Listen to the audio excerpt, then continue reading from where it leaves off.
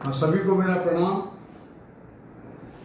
आज से प्रारंभ हो रही इस विचार गोष्ठी के उद्घाटन कार्यक्रम में उपस्थित विश्वविद्यालय के कुलपति महोदय श्रीमान प्रोफेसर राकेश भटनागर जी, आदरणीय मानव संसाधन विकास मंत्री श्रीमान डॉक्टर रमेश पोखरियाल निशंक जी, विशिष्ट अतिथि महोदय विश्वविद्यालय अनुदान आयोग के अध्यक्ष डॉक्टर धीरेन्द्र पाल सिंह जी, आयोजनकर्ता डॉक्टर उपेंद्र कुमार त्रिपाठी जी, इस गोष्ठी की कल्पना को साकार करने वाली प्रोफेसर कविता शाह जी, सत्र का संचालन कर रही प्रोफेसर सुमन जैन जी, एवं इस गोष्ठी में किसी भी प्रकार से सहयोग कर रहे बंधु भगिनीगण तथा दूर दूर तक इस गोष्ठी में भाग लेने वाले एवं इसको सुनने वाले आदरणीय बंधुओं बहनों, महामना माली मिशन की काशी हिंदू विश्वविद्यालय की इकाई द्वारा आयोजित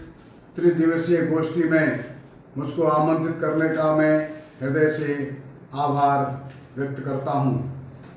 इस त्रिदिवसीय गोष्ठी में भिन्न भिन्न विषयों पर हम लोग चर्चा वार्ता करेंगे। इस गोष्ठी के आयोजनकर्ताओं ने वर्तमान समय की परिस्थितियों में इस प्रकार की गोष्ठी रखकर सच में एक अत्यंत सराहनीय कार्य किया है। सर्वप्रथम सभी के श्रद्धा पात्र प्रातः स्मरणीय पंडित मदन मोहन मालवीय जी का हम स्मरण करते हैं, जिनको गुरुदेव रविंद्रनाथ ठाकुर प्रेमवश महामना कहते थे। महामना का संबोधन केवल उन्हीं को मिला और वह उनकी महानता, दिव्यता और उनके जीवन की श्रेष्ठता के अनुकूल ही था। एक बार अंग्रेज सरकार ने उनको सर की उपाधि देना चाहा था। महामना ने स्पष्ट मना कर दिया। महामना ने कहा, भारत की जनता मुझको प्रेम से पंडित मदन मोहन करके पुकारती है, मेरे को वही अच्छा लगता है। हमारी गोष्ठी का विषय है महामना की जीवन दृष्टि, अर्थात महामना का जीवन और उनकी जीव जगत और संपूर्ण समाज को देखने की दृष्टि और दर्शन क्या था। आपने जो चर्चा वार्ता के विषय रखे हैं वो सभी के सामने उपस्थित हैं। इन विषयों पर चर्चा करते हुए हम महामना के जीवन पर समग्रता से विचार करने का प्रयास करेंगे। वैश्विक जगत में इन विचारों का क्या महत्व है, इस बात पर भी चर्चा करेंगे। इसके पूर्व हम लोग चाहेंगे महामना के जीवन पर एक विहंगम दृष्टि हम डालें तो क्या दिखता है। वे अत्यंत गरीबी में जन्मे मदन मोहन प्रारंभ में एक अध्यापक रहे, बाद में एक सफल एडवोकेट रहे, प्रयाग के मेयर रहे, यूनाइटेड प्रोविंस के असेंबली के सदस्य रहे, सेंट्रल लेजिस्लेटिव काउंसिल के सदस्य तथा सांसद रहे। वे 7 पत्रों के संपादक रहे, 4 बार कांग्रेस के अखिल भारतीय अध्यक्ष और 7 बार हिंदू महासभा के अध्यक्ष भी रहे। मथुरा कृष्ण जन्म स्थान दुर्गाना मंदिर के निर्माण के वे प्रमुख थे। जलियांवाला कांड की समिति के जांच के वे अध्यक्ष थे। अनेक गौशालाएं, अनाथालय, संस्कृत पाठशालाएं उन्होंने स्थापित की। प्रयाग की हिंदी समिति के वे प्रमुख और संस्थापक थे। न्यायालय में और सरकारी कामकाज में हिंदी का प्रयोग हो, इसके लिए उन्होंने आंदोलन चलाया। बचपन से ही स्वदेशी के वे प्रवर्तक थे। स्थान स्थान पर विद्यार्थियों के लिए उन्होंने छात्रावास प्रारंभ किए। हरिद्वार के ऋषिकुल के वे संस्थापक थे। गंगा के अविरल प्रवाह को बचाए रखने वाले महामना थे। गोलमेज सम्मेलनों के आयोजन करने वाले वे स्वयं थे। अनेक बार अनेक प्रकार से उन्होंने भारत के आर्थिक उन्नति के लिए विशेष सुझाव दिए थे। आश्चर्य की बात यह थी, वे भागवत के कथावाचक थे, गीता के प्रवचनकर्ता थे, अनेक महाराजाओं के कुल पुरोहित भी थे, अनेक भाषाओं के वे कवि थे। और भी आश्चर्य में डालने की बात यह भी है, नाटक में वे महिलाओं का पात्र अभिनय बड़ी कुशलता के साथ करते थे। अनुसूचित जाति के बंधुओं को मंत्र दीक्षा देने के लिए देश में वे सर्वप्रथम सामने आए। काशी हिंदू विश्वविद्यालय उनका साक्षात विग्रह है, हमको ध्यान में आता है। क्या इतने सद्गुणों का समुच्चय कहीं किसी एक व्यक्ति में मिलना संभव है? वे कवि हैं, कलाकार हैं, वकील हैं, संपादक भी हैं, लेखक भी हैं, राजनीतिक नेता भी हैं, आध्यात्मिक व्यक्तित्व भी है, वे शिक्षाविद भी हैं। हम कह सकते हैं so many virtues were assembled in one। कोई व्यक्ति किसी एक गुण से ही महान हो जाता है, किंतु ऐसा लगता है अनंत दिव्यताएं एक शरीर में ही अवतरित होकर धन्यता का अनुभव कर रही थी। हम लोग इस विचार गोष्ठी में उनकी कुछ बातों का, कुछ विशेषताओं का यहाँ पर वर्णन और चर्चा करेंगे, सुनेंगे। महामना का यह दृढ़ विश्वास था, यदि हमको अपने देश का उन्नयन करना है तो अपने को अपने देश के गौरवशाली अतीत के बारे में स्वाभिमान रखना होगा। वो इस बात से सहमत नहीं थे कि देश हमेशा से ही गरीब है। ये बात सच है। उस समय की दुर्दशा और कठिनाई देखकर उनके मन को वेदना थी, लेकिन वो ये बात भी जानते थे कि भारत 2000 वर्षों तक विश्व में अग्रगण्य रहा है। भारत केवल कृषि प्रधान देश नहीं था, यह उनकी जानकारी में था। भारत हजारों वर्षों से अनेक प्रकार के वस्तुओं का निर्यातक था। भारत की साख जो दुनिया भर में थी वो अनेक कारणों से थी। भारत का व्याकरण, भारत का साहित्य, भारत की वस्तुएं, भारत का पशुपालन, यहाँ का स्थापत्य, यहाँ की कला, यहाँ के जीवन मूल्य, यहाँ का संगीत, यहाँ का ज्योतिष, गणित, यहाँ का आयुर्वेद, इन सब बातों में भारत क्रमांक 1 था। मार्क ट्वेन जो बड़े लेखक हो गए, उन्होंने भारत के इस गौरवमयी दृश्य का वर्णन अपने ग्रंथों में किया है। वे लिखते हैं, मार्क ट्वेन लिखते हैं कि भारत में इतनी विशेषताएं हैं, उनका वर्णन करना भी कठिन है। वो लिखते हैं जो भी कुछ विश्व में अच्छा दिखता है वो भारत में ही दिखता है।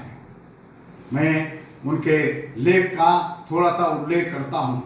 मार्क ट्वेन लिखते हैं, so far I am able to judge, nothing has been left undone either by man or nature to make India the most extraordinary country that the sun visits on his rounds. Nothing seems to have forgotten, nothing overlooked. India is the land of religions, cradle of human race, birthplace of human speech, grandmother of legend, great grandmother of tradition, the land that all men desire to see, and having seen once, even by a glimpse, would not give that glimpse for the shores of the rest of the globe combined. Mark Twain का कहना है, भारत को देखना एक दृष्टि में भी सारी दुनिया के संपूर्ण दर्शन से बड़ा है। ट्वेन आगे लिखते हैं, India had the start of the whole world in the beginning of things. She had the first civilization. She had the first accumulation of material wealth. She was populous with deep thinkers and subtle intellects. She had mines and woods and a fruitful soul. महामना कहते थे यह भारत का एक दृश्य है। हमारे महापुरुषों ने, हमारे पूर्वजों ने एक गौरवशाली भारत का निर्माण किया था। वो गौरवशाली भारत का चित्र अपने हृदय में रखना होगा। वर्तमान भारत का दुख और दैन्य, भारत की दुर्दशा, उसकी वेदना भी रखनी होगी। दोनों के सामंजस्य से भारत के एक सुंदर भविष्य के निर्माणकर्ता हम बन सकेंगे। महामना ने बचपन से ये संकल्प लिया, मैं स्वदेशी का प्रचार भी करूंगा, स्वदेशी का विचार भी करूंगा, स्वदेशी को जीवन में धारण करूंगा। हम देखते हैं महामना वेशभूषा से, अपने जीवन से, अपने दर्शन और चिंतन से हमको हर क्षण, हर अंग में वे पूर्ण स्वदेशी दिखाई देते हैं। उनके जीवन में स्वदेशी का प्रादुर्भाव बहुत प्रारंभ से हो गया। वो किशोरावस्था से ही स्वदेशी का व्रत ले लिए। 1880 और 81 में जब वे मात्र 19 वर्ष के ही थे, अपने कुछ साथियों की सहायता से इन्होंने प्रयाग में देसी तिजारत कंपनी बनाई और स्वदेशी आंदोलन प्रारंभ कर दिया। वे कहते थे, ये ध्यान रखो, हम लोगों ने अपने पैरों पर खड़े होकर के ही दुनिया में गौरवशाली भारत का निर्माण किया था। भारत सैकड़ों प्रकार के सामान का निर्यात करता था। हम सूती रेशमी कपड़े, ऊनी शाल, कालीन, सुगंधित तेल, लकड़ी का सामान, बड़ी बड़ी नौकाएं, बर्तन, मिश्र धातुएं, लोहा, तलवारें, आभूषण और मसाले, प्रशिक्षित जानवर, औषधियां, रथ और धनुष, ये सब चीजें हम लोग निर्यात करते थे। ए.एल. बाशम ने अपनी पुस्तक the wonder that was India, उसमें लिखा है, भारत दुनिया में हर बात का, हर वस्तु का निर्यात करता था, लेकिन आयात करने के नाम पर भारत केवल स्वर्ण और चांदी ही आयात करता था, और इस कारण से भारत में स्वर्ण और चांदी का भंडार एकत्रित होता चला गया। रोम के दरबार में प्लिनी नाम का लेखक है। आज से लगभग 2,2500 वर्ष पूर्व वो लिखता है, हम भारत से उपभोग का इतना बड़ा सामान खरीदते हैं कि अपने यहाँ से करोड़ों स्वर्ण मुद्राएं हर वर्ष भारत चली जाती है। हम अपने उपभोग को थोड़ा कम कर सकते हैं क्या? वो प्लिनी ने रोम के दरबार में ये बात कही। इन बातों से बात स्पष्ट हो जानी चाहिए, भारत केवल कृषि प्रधान देश नहीं था। भारत कृषि के साथ उद्योग धंधों को मिलाकर चलाता था। भारत का प्रत्येक गांव कोई न कोई उद्योग में प्रवीण था। श्रीमान दादा भाई नौरोजी और सुंदरलाल जी ने इन अपने ग्रंथों में इस बात को स्पष्ट किया है कि कैसे अंग्रेजों ने भारत के उद्योग को नष्ट किया। महामना ने 1886 के अपने कांग्रेस अधिवेशन के अपने प्रथम भाषण में भारत की आर्थिक दुर्दशा की चर्चा की थी। तब वे केवल 25 वर्ष के ही थे। वहां से लेकर अपने अंतिम भाषण तक 40 के दशक तक वे कांग्रेस में लगातार प्रतिवर्ष भाषण देते थे।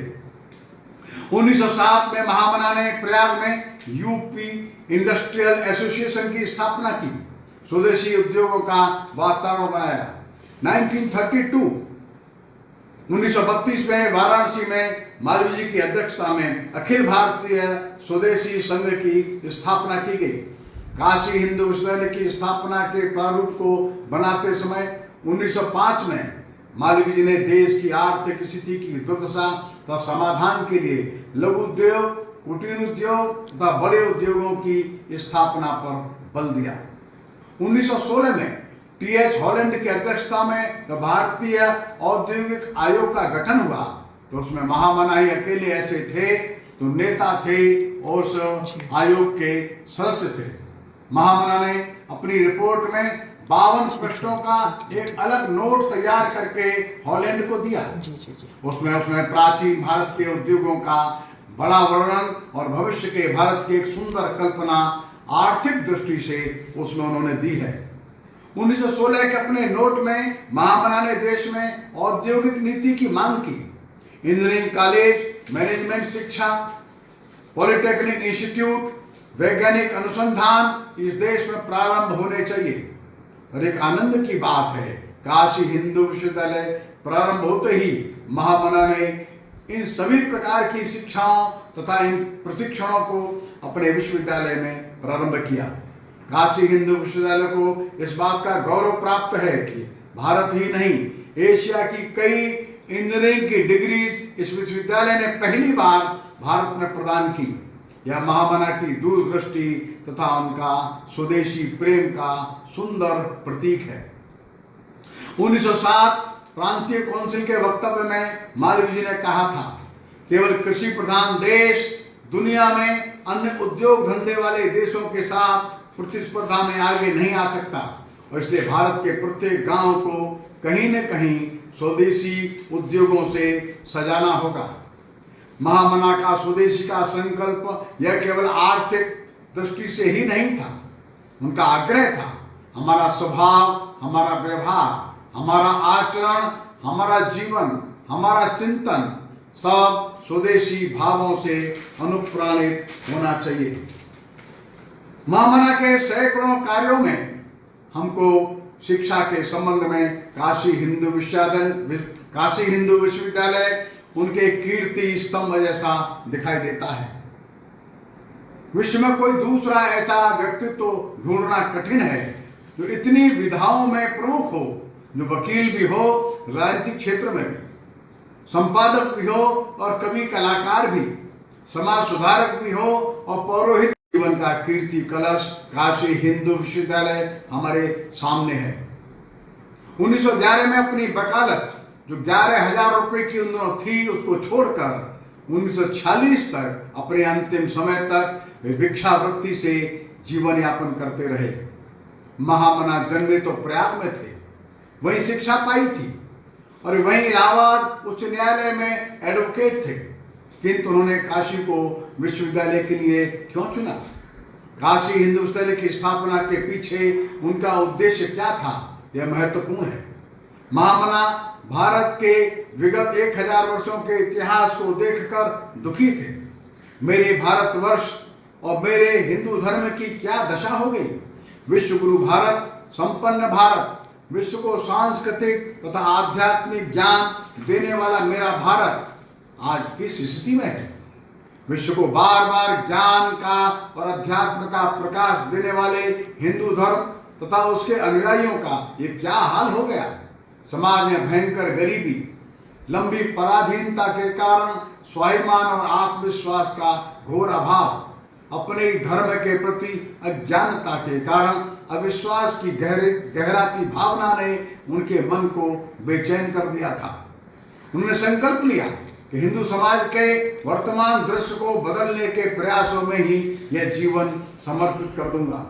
हम ध्यान से देखें, उनके प्रत्येक कार्य के पीछे की भावना यही मिलेगी। शिक्षा के स्वरूप को बदलने के लिए उन्होंने काशी को चुना, क्योंकि काशी हजारों वर्षों से सभी विद्याओं के ज्ञान की नगरी रही है। हम काशी हिंदू विश्वविद्यालय के केंद्र में प्राण स्वरूप अधिष्ठित बाबा विश्वनाथ के मंदिर में प्रवेश करें, तब हमको कुछ श्लोक वहां लिखे हुए मिलेंगे। वे श्लोक स्वयं महामना द्वारा ही विरचित हैं।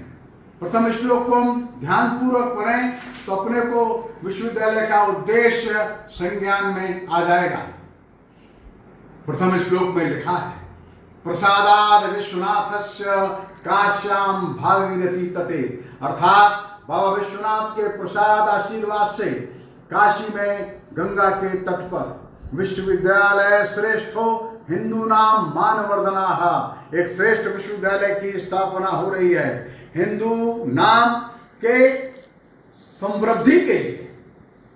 पिछले 1000 वर्षों में जो हिंदू का नाम अवमूल्यित हो गया, हिंदू का नाम जो किसी भी कारण से क्षरित हो गया, उस नाम के इनकी शिक्षा भी होगी, यहाँ चिकित्सा की भी शिक्षा होगी, यहाँ विधि के भी कक्षाएं लगेंगी।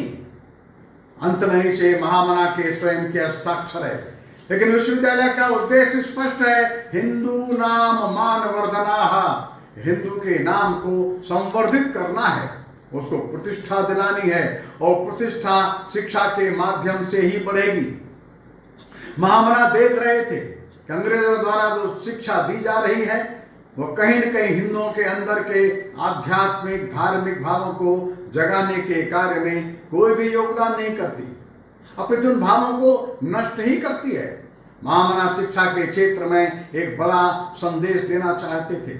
इस महान उद्देश्य से उन्होंने इस विश्वविद्यालय की स्थापना की थी। इस विश्वविद्यालय का उद्देश्य तथा हिंदुओं के वैश्विक दाय वर्ल्ड रिस्पॉन्सिबिलिटी को वे समानार्थी समझते थे।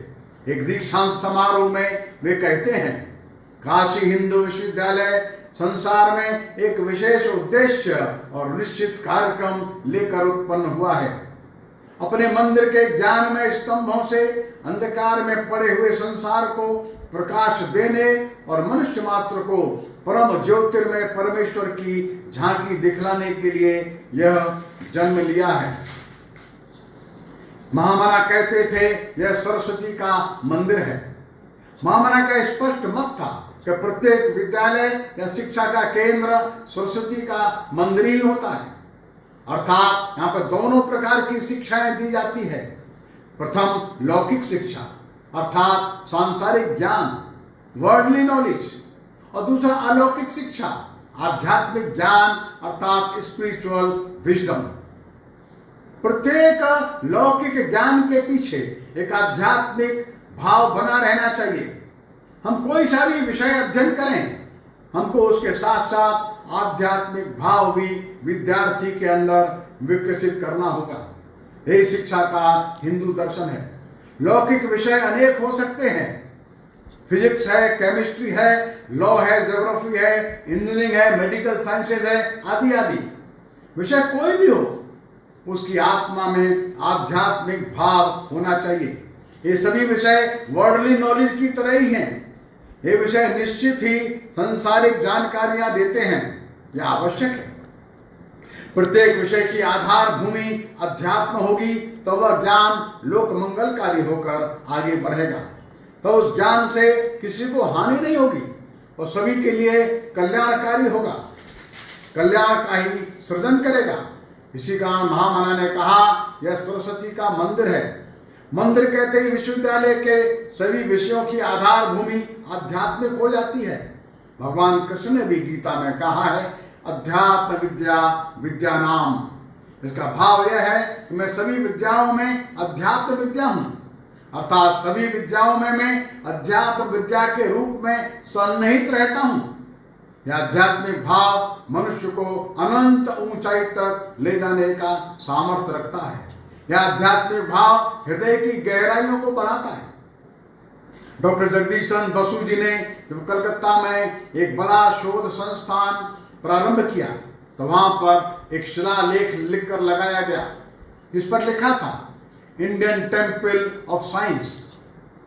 शोध संस्थान पर उन्होंने मंदिर क्यों लिखा, आगे भी उस शिलालेख पर लिखते हैं this temple is dedicated to the feet of God for bringing honour to India and happiness to the world.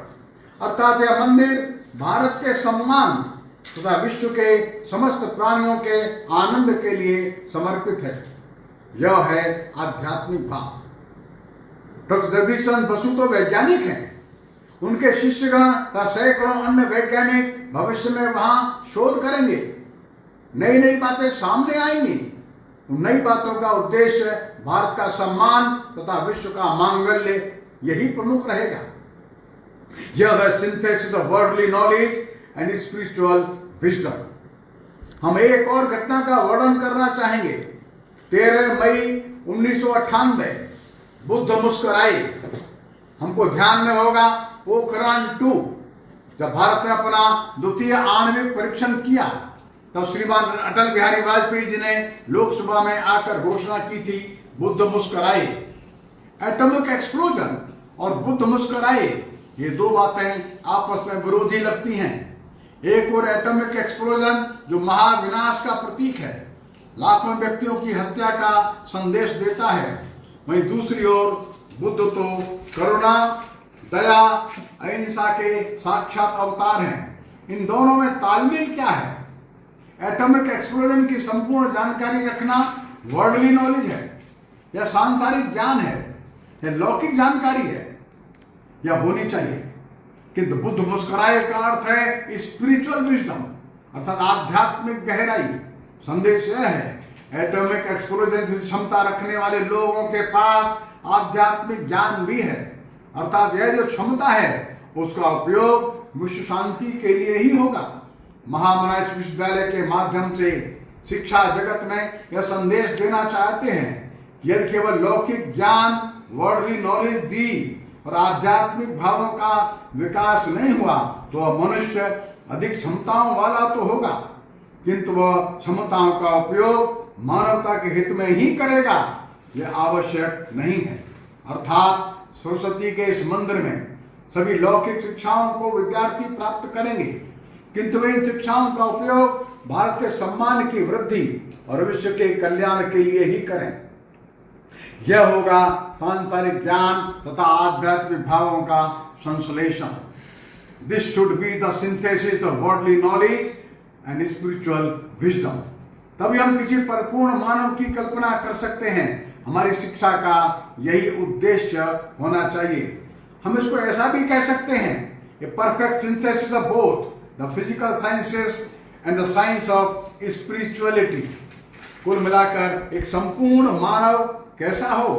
लौकिक जानकारी के साथ साथ उसके मन में आध्यात्मिक भावों की गहराई भी चाहिए। आज की शिक्षा का संकट, वर्तमान में शिक्षा की क्षमता तो बढ़ रही है, व्यक्ति की क्षमता बढ़ती है, जो क्षमता बढ़ती है तो व्यक्ति अकेला होता हुआ दिख रहा है। संपूर्ण विश्व इस समस्या से पीड़ित है। संपन्नता सामर्थ्य देती है लेकिन मनुष्य को अकेला छोड़ देती है। विज्ञान जो है मनुष्य की हृदय की गहराई को नहीं बढ़ा सकता, और इसलिए आइंस्टीन भी कहते हैं science can denature plutonium but it can not denature evils in the heart of man. तो विज्ञान जो है वो प्लूटोनियम का संशोधन कर सकता है, लेकिन विज्ञान मनुष्य के हृदय के अंदर बैठी हुई बुराइयों को नहीं निकाल सकता। क्या विज्ञान पति पत्नी के विवादों को समाधान कर सकता है?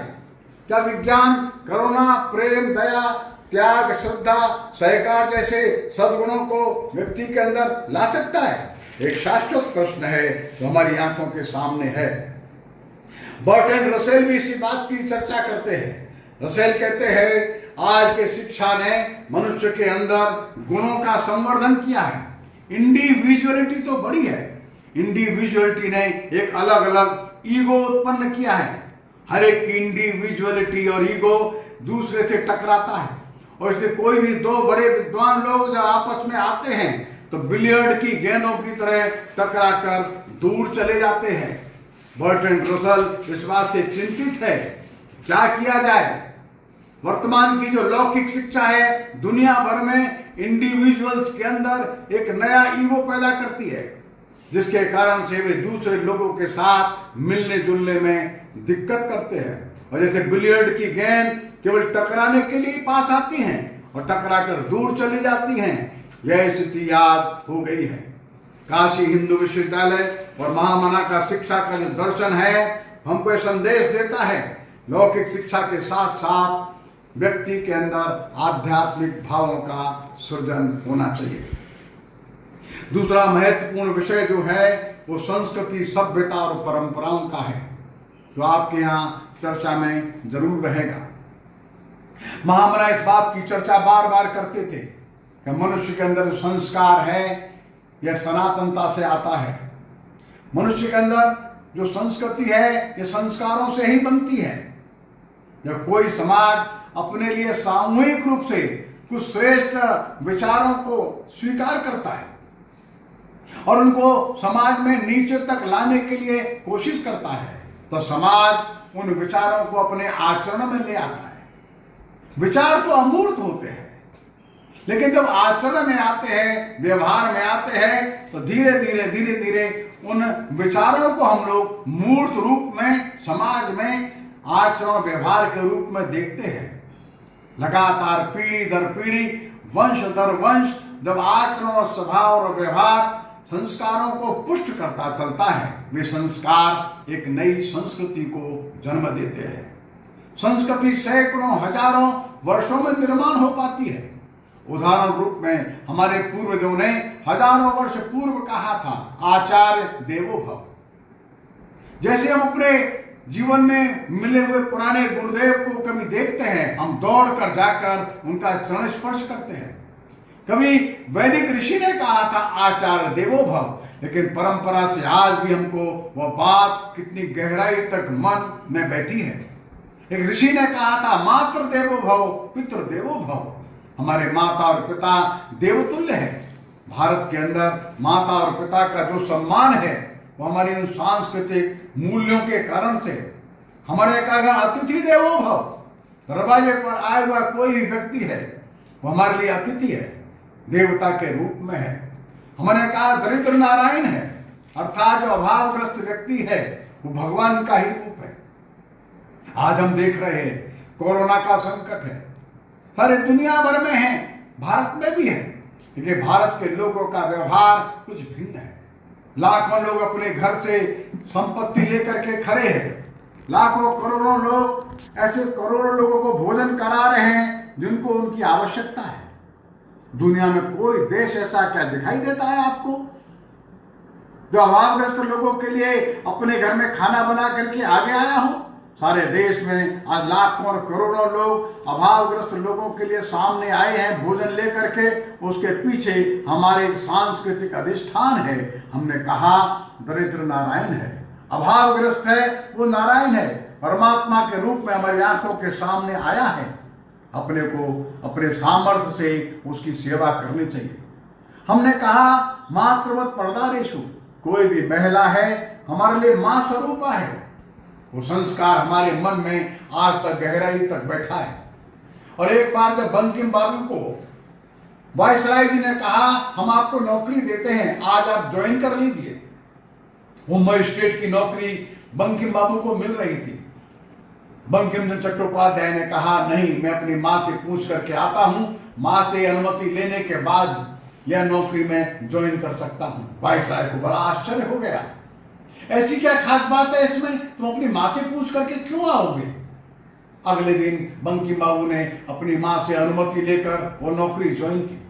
वायसराय ने पूछा मैं भारत का वायसराय हूं, तुमको अपनी माँ से पूछने की आवश्यकता क्या थी? बंकिम बाबू ने कहा इस बात को आप नहीं समझ सकेंगे, हमारे देश की परंपरा है, हमारे देश की एक संस्कृति है, उसके अंदर माँ के रूप में, देवता के रूप में, और वो एक दृष्टि हमारी प्रत्येक महिला के लिए है। मातृवत परदारेषु कहा तो जगत की सभी महिलाएं हमारे लिए मातृ स्वरूप है। परद्रव्येषु लोष्टवत, जो हमने कहा उसका अर्थ था कोई भी धन जो हमारा नहीं है वो मिट्टी के ढेले की तरह है।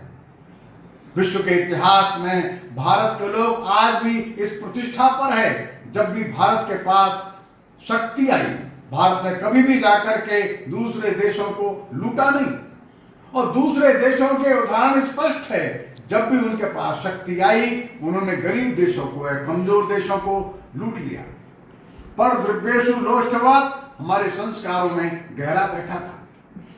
माता भूमि पुत्रो अहम पृथिव्याः, जब वैदिक ऋषि ने ये बात कही तो ये स्पष्ट हो गया ये धरती माँ है, हम सब पुत्र रूप है। अर्थात इस धरती के नदी है, पर्वत है, सरोवर है, इस धरती के वृक्ष है, जीव है और जंतु है, वो सब इस धरती के रूप है, इस माँ के ही बालक के रूप में है। सहसा एक श्लोक के कारण से सारी धरती के सभी अवयवों के प्रति हमारे मन में एक श्रद्धा का भाव उत्पन्न हो गया, आत्मीयता का भाव उत्पन्न हो गया। कन्याकुमारी तमिलनाडु का व्यक्ति अगर गंगा स्नान करने के लिए जाता है तो गंगा में वो देवत्व देखता है, वो बद्री और केदार जाता है तो हिमालय में देवत्व देखता है। अपनी धरती अपनी माँ के पुत्र की तरह से ये धरती के प्रत्येक अवयव को देखता है। जब कहा हमारे ऋषियों ने ईशावास्यमिदं सर्वम, अर्थात ईश्वर सर्वत्र है, ये दृष्टि है, एक सिद्धांत के कारण, एक विचार के कारण, और वो विचार नीचे तक चला आया। इन विचारों से, इन सिद्धांतों से लगातार अनुपालन करते करते इस देश में एक संस्कृति का विकास हुआ है, जिसको हम कहते हैं हिंदू संस्कृति। ये हजारों वर्षों में निर्माण हुआ है इसका, हजारों वर्ष लग गए, तो इन सिद्धांतों को, इन विचारों को हम पीढ़ी दर पीढ़ी आगे बढ़ाते चले गए। उससे इस देश में स्थायी संस्कृति का निर्माण हुआ है। सभ्यता भिन्न चीज है, सभ्यता आती है और जाती है। सभ्यता का केंद्र बिंदु विज्ञान, आविष्कार, उत्पादन और बाजार है। विज्ञान नए नए अनुसंधान करता है, अनुसंधान के आधार पर उसका उत्पादन उद्योग धंधों से होता है, बड़ी बड़ी इंडस्ट्रीज का उत्पादन करती है, बाजार में बिकता है, मनुष्य खरीद करके लाता है, सभ्यता उसमें से आगे बढ़ती है। उदाहरण के लिए कहें, आज से 500 वर्ष पूर्व अधिकांश मकान मिट्टी के कच्चे थे, अब सब मकान पक्के हैं, सब में टाइल्स लगे हैं। अब 150-200 मंजिल के बड़े बड़े अपार्टमेंट्स बन गए। सभ्यता ये मकान के स्वरूप को बदल देती है, लेकिन मकान के अंदर रहने वाला परिवार कैसे रहेगा ये संस्कृति तय करती है। बच्चों का व्यवहार माता पिता के लिए कैसा होगा, माता पिता का व्यवहार पड़ोसियों के लिए कैसा होगा, सबका व्यवहार घर के बुजुर्गों के लिए कैसा होगा, यह संस्कृति तय करेगी। घर कैसा बनेगा यह सभ्यता तय करेगी। पहले गुरुकुल पेड़ के नीचे लगते थे, कच्चे मकानों में गुरुकुल चलते थे। स्थिति बदल गई, भवन बन गए, ब्लैक बोर्ड आ गए, ब्लैक बोर्ड गए, व्हाइट बोर्ड्स आ गए, व्हाइट बोर्ड्स गए, इलेक्ट्रॉनिक स्क्रीन आ रही है, स्क्रीन जा रही है, आईपैड्स आ रहे हैं। सभ्यता ये बदलाव करेगी, लेकिन विद्यालय में कैसा संस्कार दिया जाए ये संस्कृति तय करेगी। वो स्थिर भाव है, वो स्थायी भाव है। भोजन पहले पत्तल पर होता था, मिट्टी के पात्रों में होता था, धातु के बर्तन आए, फिर क्रॉकरी आई, डिस्पोजल्स आ गए। अब हम लोग भोजन के पात्र बदलते हैं, लेकिन भोजन के प्रति दृष्टि नहीं बदलते। भोजन के प्रति दृष्टि वही है, अन्न देवता है, अन्नम ब्रह्म। दृष्टि वही है। भोजन करने के पहले बगल में 4 लोगों को हम पूछते हैं, सबने भोजन किया। दृष्टि वही है जिससे हमारा भोजन आया है। वो जो अर्थ है वो न्यायपूर्ण था कि नहीं था। अर्थात भोजन के पर दृष्टि हमारी संस्कृति तय करती है। भोजन का प्रकार क्या होगा, बर्तन कैसे होंगे, रसोई कैसे बनेगी, ये सभ्यता तय करती है। सभ्यता का केंद्र बिंदु आविष्कार है, उद्योग है, बाजार है, उपभोग है। संस्कृति का केंद्र बिंदु विचार है, दर्शन है, और जो हजारों वर्षों में निर्माण होता है। एक फूल है, फूल दिखता है, यह सभ्यता का रूप है। उसके अंदर की सुगंध है, वो संस्कृति के रूप में है। संस्कृति सैकड़ों हजारों साल में निर्माण होती है। सभ्यता आती है और चली जाती है। सभ्यता 10, 20, 25, 50 साल में बदल जाती है। संस्कृति ऐसी है जो दूध में घी की तरह घुली मिली है। संस्कृति है शरीर की आत्मा, और शरीर है सभ्यता। अपने पर बात ध्यान में रखनी है। इसकी चर्चा विस्तृत रूप से आप लोग करने वाले हैं। इस सांस्कृतिक भाव को हमारे देश की परिवार व्यवस्था ने बनाकर रखा है। परिवार हमारी सांस्कृतिक अवधारणा और सांस्कृतिक परंपराओं को यहां तक ले आने में महत्वपूर्ण भूमिका का निर्वाह किए हैं। लेकिन पश्चिमी जगत ने कहा अगर इकोनॉमिक डेवलपमेंट करना है तो परिवार व्यवस्था छोड़ दो। जितना लोग अकेले अकेले रहेंगे उतना अधिक कंज्यूम करेंगे, जितना अधिक कंज्यूम करेंगे उतना इकोनॉमी तेज चलेगी, उतना अधिक उत्पादन होगा, उतनी अधिक आमदनी होगी। और पश्चिमी जगत ने परिवार नष्ट कर दिए। आज भी इसका परिणाम भुगत रहे। वो समस्या हमारे यहाँ खड़ी ना हो जाए, ये बारीकी से देखना होगा। अगर परिवार नष्ट होंगे तो संस्कृति को बचाना थोड़ा कठिन हो जाएगा। किसी भी प्रकार से अपने परिवारों को, अपनी पारिवारिक व्यवस्था को संभाल कर बचा कर रखना है। हमारे घर की महिलाएं हैं, हमारी माँ और बहनें हैं।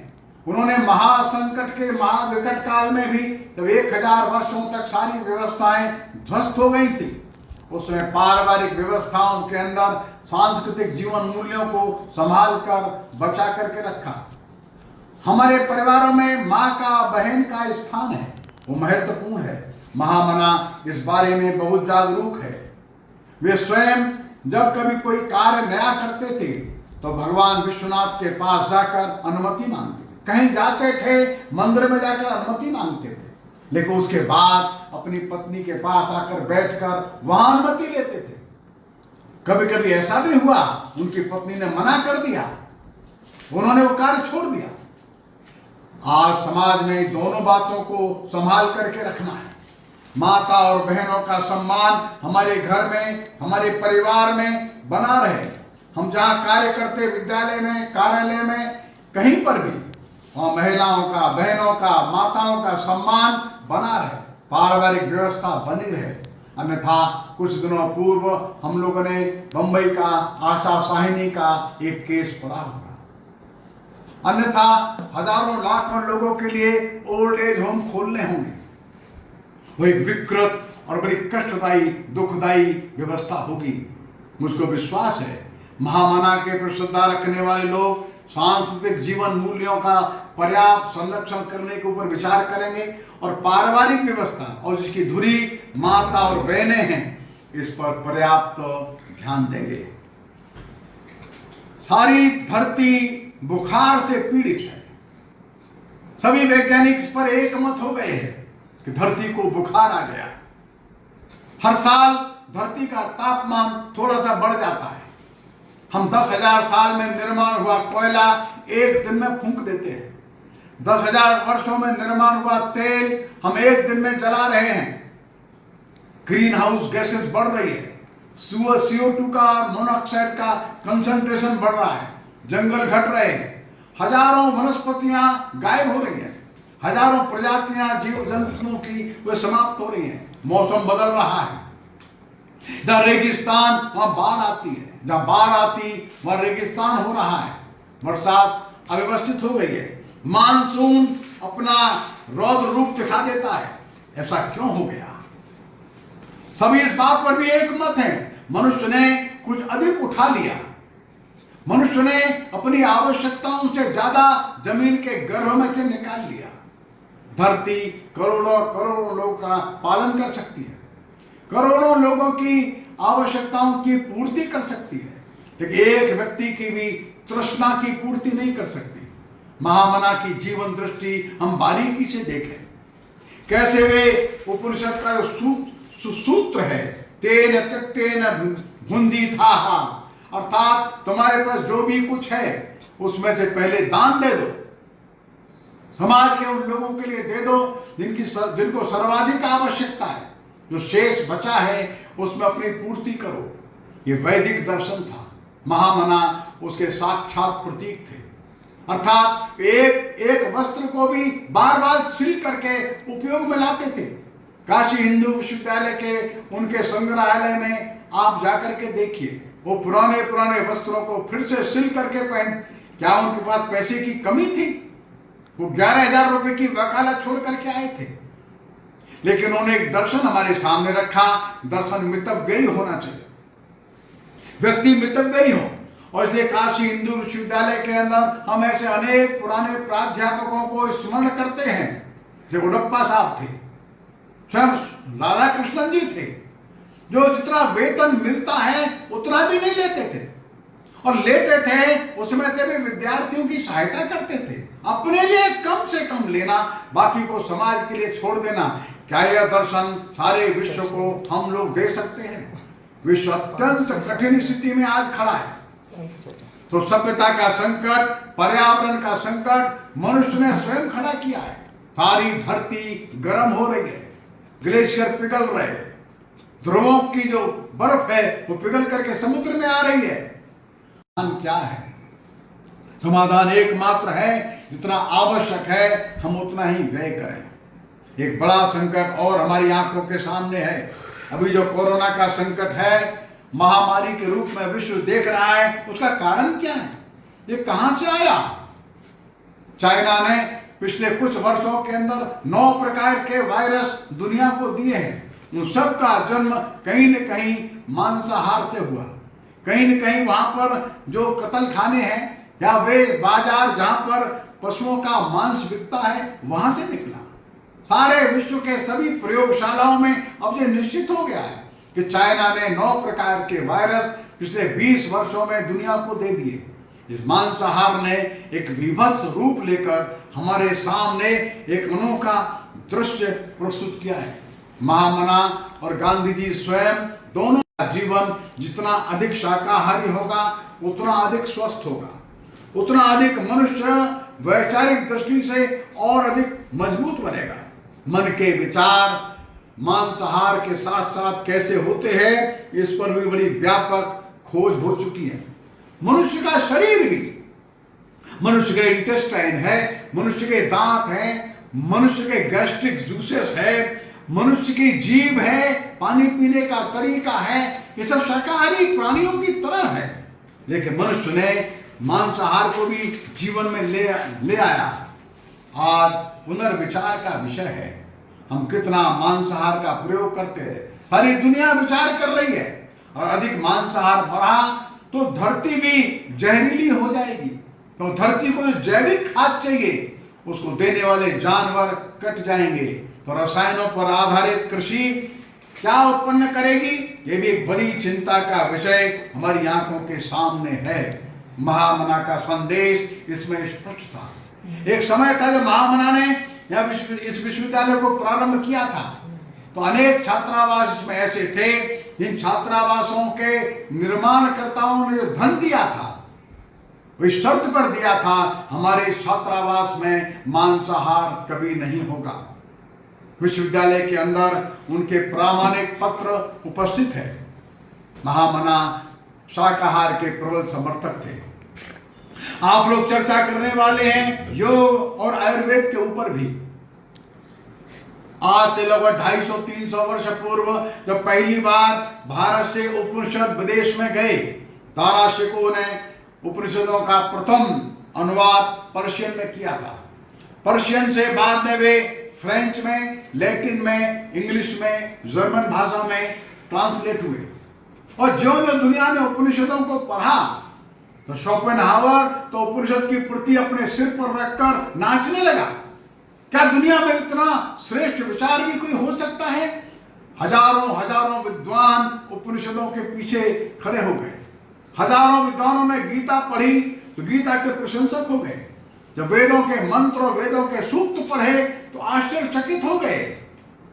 ज्यों-ज्यों भारत का दर्शन, ज्ञान और विचार दुनिया में गया, दुनिया के लोग आश्चर्य से प्रभावित हुए। भारत का संगीत गया, लोग प्रभावित हो गए। अपने काशी हिंदू विश्वविद्यालय के ही संगीतकार थे। जब वे इटली गए और इटली में कोई मैजनी को मिले तो मैजनी को नींद नहीं आ रही थी। उन्होंने कहा मैं संगीत सुनाता हूं, आपको नींद आ जाएगी। मैजनी को आश्चर्य हुआ, नहीं मैजनी गलत होगा, मुसोलिनी को आश्चर्य हुआ। लेकिन थोड़ी देर बाद मुसोलिनी ने जब गीत सुना, संगीत सुना, वो नींद आ गई। भारत के संगीत में वो शक्ति है जो विश्व में वो काम कर सकता है, वो संगीत जो दुनिया का कोई भी संगीत नहीं कर सकता। तो भारत के संगीत के प्रति लोगों की आस्था जगी है, लोगों का विश्वास जगा है। यही सीधा योग और आयुर्वेद की है। आज कम से कम 200 देश ऐसे हैं जो योग अपने यहाँ विश्वविद्यालय में पढ़ाना शुरू कर रहे हैं। 200 से ज्यादा देशों में करोड़ों लोग योग कर रहे हैं। कैसे रोग का निदान हो सकता है, कैसे मनुष्य शांति के साथ जीवन यापन कर सकता है, कैसे मनुष्य का अवसाद कम हो सकता है। मनुष्य का केवल शारीरिक स्वास्थ्य नहीं, मनुष्य का मानसिक स्वास्थ्य भी ठीक चाहिए। तो मानसिक स्वास्थ्य अच्छा हो, शारीरिक स्वास्थ्य अच्छा हो, चिंतन अच्छा हो, समग्रता के साथ वो विश्व को देखे। योग के बारे में दुनिया जो है एक नए दृष्टि से देख रही है। यही स्थिति आयुर्वेद की भी है। आयुर्वेद बीमारियों का ये शास्त्र केवल नहीं है, आयुर्वेद संपूर्ण जीवन को स्वस्थ बना देने का शास्त्र है। अब आयुर्वेद की ओर लोग आश्चर्य से देख रहे हैं। इतनी गहराई तक भारत के आयुर्वेदाचार्य गए हुए थे। आज विश्व में इन दोनों विधाओं की, दोनों विद्याओं की बड़ी भारी मांग है। इस पर आप लोग गोष्ठी कर रहे हैं, आनंद की बात है। महामना कहते थे कि हिंदू का विकास, हिंदू का दर्शन इस हिंदू समाज के ऊपर एक वैश्विक दाय है, एक डिवाइन एंड वर्ल्ड रेस्पॉन्सिबिलिटी है। ये वर्ल्ड रेस्पॉन्सिबिलिटी हमको निभानी पड़ेगी और इसलिए जो है इसको स्वस्थ रहना जरूरी है। इस हिंदू समाज को मानसिक रूप से, वैचारिक रूप से स्वस्थ रहना है, स्वाभिमान से पूर्ण रहना है, जानकारियों के साथ परिपक्व रहना है और आने वाली बड़ी जिम्मेदारियों को निभाना है। आर्नोल्ड टाइनबी जो है बड़ा प्रसिद्ध इतिहासकार है, वो विश्व की सभ्यताओं को अच्छे से अध्ययन किया। तो सारे विश्व की सभ्यताओं को अध्ययन किया, उसको एक बात ध्यान में आई कि विश्व की सभी जातियां आपस में संघर्ष करती है। किसी न किसी बात को लेकर के सभी में आपस में घोर असहिष्णुता है। कोई तालमेल किसी दो जातियों में बनाना मुश्किल है। दुनिया के दो रिलीजन्स में समन्वय बिठाना मुश्किल है, लेकिन भारत इसका अपवाद है। बाद में आर्नोल्ड टाइम भी कहता है, ये दुनिया एक अवश्यंभावी विनाश की ओर बढ़ रही है। यदि अवश्यंभावी विनाश से बचना चाहती है तो भारत की शरण में चली जाए। भारत ही अवश्यंभावी विनाश से इस विश्व को आज बचा सकता है। आर्नोल्ड टाइम भी कहता है, it is already becoming clear that a chapter which had a western beginning will have to have an Indian ending if it is not to end in self destruction of the human race. At this supremely dangerous moment in human history, the only way of salvation is the ancient Hindu way. Here we have the attitude and the spirit that can make it possible for the human race to grow together into a single family. So now we turn to India. This spiritual gift that makes a man human is still alive in Indian souls. Go on giving the world Indian examples of it. Nothing else can do so much to help mankind to save itself from destruction. There may or may not be only one single absolute truth and only single ultimate way of salvation.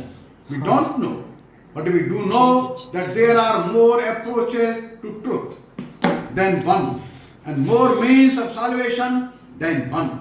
This is a hard saying for adherents of the higher religions of the Judaic family, Judaism, Christianity and Islam. But it is a truism for Hindus. The spirit of mutual goodwill, esteem and veritable love, the traditional spirit of the religions of the Indian family. This is one of India's gifts to the world. महामना कहते थे, मैं हिंदुत्व को बचाने की बात क्यों कह रहा हूं, क्योंकि विश्व का एक बड़ा दाय भारत में हिंदू समाज के कंधों पर है। महामना कहते हैं, हिंदुत्व के विनाश से विश्व की हानि हुई। अगर विश्व का प्रश्न न होता तो मैं हिंदुओं के नष्ट हो जाने या हिंदुत्व के मिट जाने को तनिक भी महत्व न देता। समस्त संसार में हिंदुओं की ही एक ऐसी जाति है जिसने धार्मिक एवं दार्शनिक सिद्धांतों को व्यवहारिक रूप दिया है।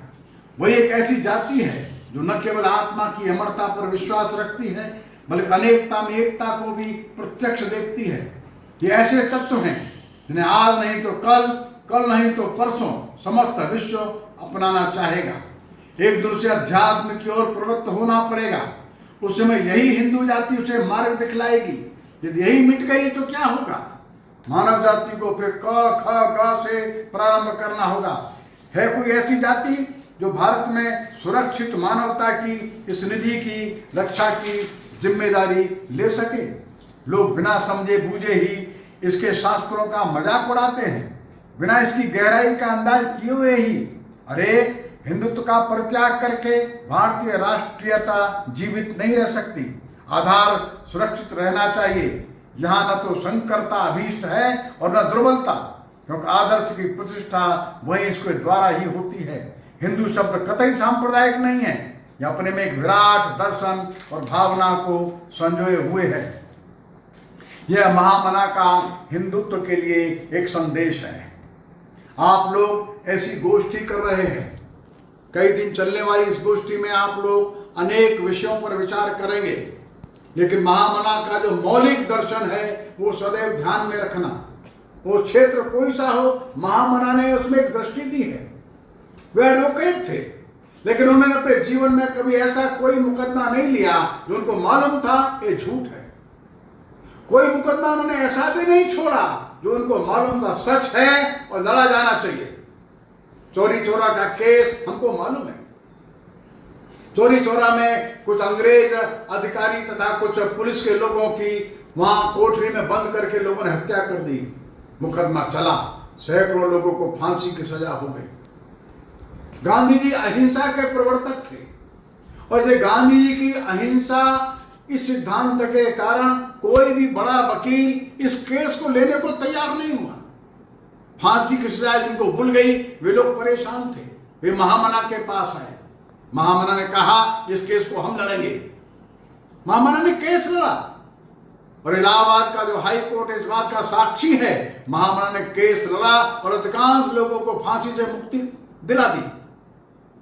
उस केस के लड़ने के बाद निर्णय देते समय वो जज महोदय स्वयं 3 बार खड़े होकर के बोले इस केस को इससे अच्छा कोई दूसरा एडवोकेट लड़ ही नहीं सकता था। महामना ने जिस सुंदरता के साथ एक केस प्रस्तुत किया है, प्रश्न ये खड़ा होता है इस केस को बाकी लोगों ने नहीं लिया, महामना ने लिया। जबकि महामना 1911 में वकालत छोड़ चुके थे, अपनी आमदनी के लिए कोई केस नहीं लिया उन्होंने, लेकिन जब आवश्यकता लगी समाज की उन्होंने केस लिया। वकालत क्यों करना, किसके लिए करना, सिद्धांतों का कैसे पालन करना, उन्होंने इस क्षेत्र में भी अनेक उदाहरण हमारे सामने प्रस्तुत किए हैं। आप लोग इन विषयों पर चर्चा करेंगे। महामना का जीवन अनेक क्षेत्रों के लिए आदर्श प्रस्तुत करेगा। मेरी आप सभी बंधुओं को बहुत बहुत शुभकामनाएं। आपने मुझको यहाँ बोलने का अवसर दिया, इसके लिए मैं आप सभी का आभार व्यक्त करता हूँ। नमस्कार।